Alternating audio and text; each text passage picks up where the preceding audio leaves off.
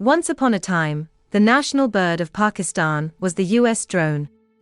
Between 2004 and 2018, the US government carried out thousands of drone attacks in the country.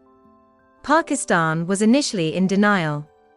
The government told its people that they knew nothing about US drones.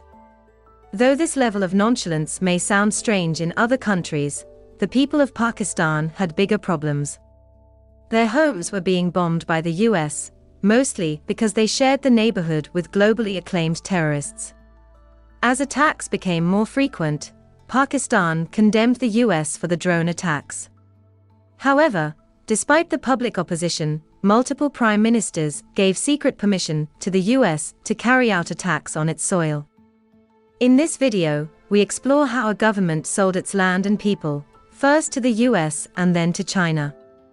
This is the story of a nation, drenched in lies and hypocrisy. Let's start with the Pakistan-US alliance.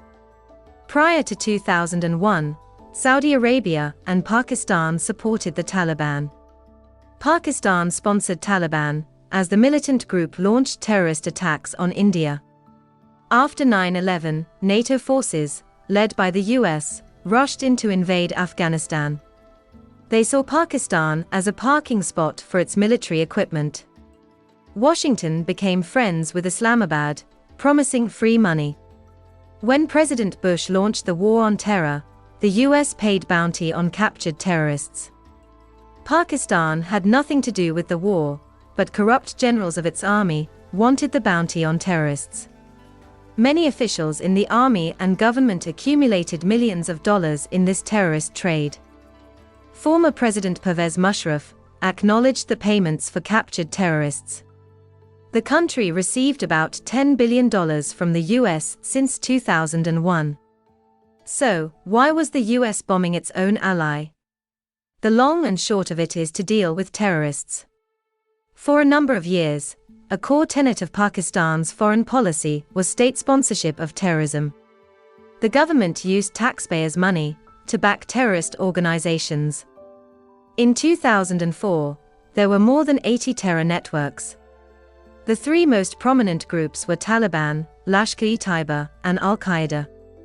On one hand, Pakistan took money from the US to hunt down terrorists. On the other hand, it funded those terrorists, so the game continues for eternity. The beginning of the end. The US soon got tired of this endless cycle of cat-and-mouse chase. After the attack on the US Embassy and NATO headquarters in Kabul, the US started to abandon Pakistan. The attacks were planned by the Haqqani network, which was well known to receive funds from the ISI, or Pakistan's intelligence body. By early 2011, the US lost all confidence in Pakistan and started planning its operations independently. The CIA had long suspected Osama bin Laden of hiding in Pakistan. On May 2, 2011, a United States Special Forces unit covertly entered Pakistan and killed Osama bin Laden. According to the Obama administration, US officials did not share information about the raid with Pakistan until it was over. After this embarrassing discovery, the US-Pakistan relationship went downhill. On January 1, 2018, President Donald Trump criticized Pakistan, saying, "They have given us nothing but lies and deceit." President Trump also cancelled a $300 million loan to Pakistan, citing the country's failure to take strong actions against Afghan Taliban militants.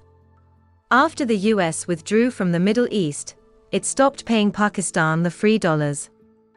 In October 2022, US President Joe Biden called Pakistan one of the most dangerous nations in the world. This closes the US chapter for Pakistan. How terrorism destabilized Pakistan over the years. Pakistan lost decades of development by fighting internal terrorists. The country was caught in a vicious cycle of revenge. The government is mostly controlled by the army. Public funds are used to either fund new terrorists or eliminate existing ones. There is little or no development for the people. There are millions of internal refugees, who left their homes due to the frequent fights between Taliban and the army. By 2017, Pakistan also entered into a vicious cycle of debt. It now needed loans to pay off its existing loans. The country couldn't afford to buy basic necessities like food and fuel. Search for new funds, entry of China. Pakistan always depended on foreign aid since its independence in 1947. After facing rejections from the US and IMF, the country turned to China for funds. China saw Pakistan as a counter to India's rising power in the Pacific. It also views the Sindh region as a gateway to India, bypassing the Himalayas. China offered high-interest loans to Pakistan, which was designed to deteriorate the country's fiscal health. Its national debt, of $87 billion, is currently unsustainable. The government is not using the money for productive purposes. It recently increased its military spending, while decreasing its spending on health, education, and housing. Devalued currency, irresponsible borrowing, rising inflation, and the worst balance of payments in Asia can now trigger a political crisis in Pakistan. Separatist movements in Balochistan and Sindh further destabilize the idea of Pakistan as a nation-state. Moreover, with the Taliban capturing Afghanistan, it wants revenge from Pakistan for supporting the US in the past.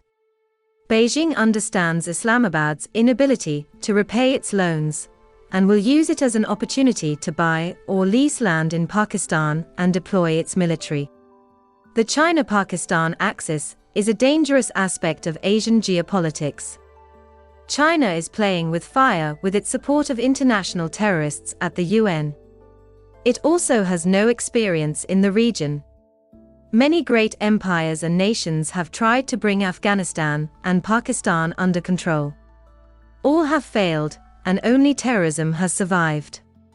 There are many Uyghur Muslims in Pakistan who are disappointed at China's treatment of its own Muslims. Terrorism can trickle into Chinese borders, as there are growing resentment on China's hegemonic implementation of the Belt and Road Initiative in Pakistan. What are your views on Pakistan's future? Can it survive the current crisis? Should China support Pakistani terrorists? Comment down below, and give us a thumbs up if you liked the content.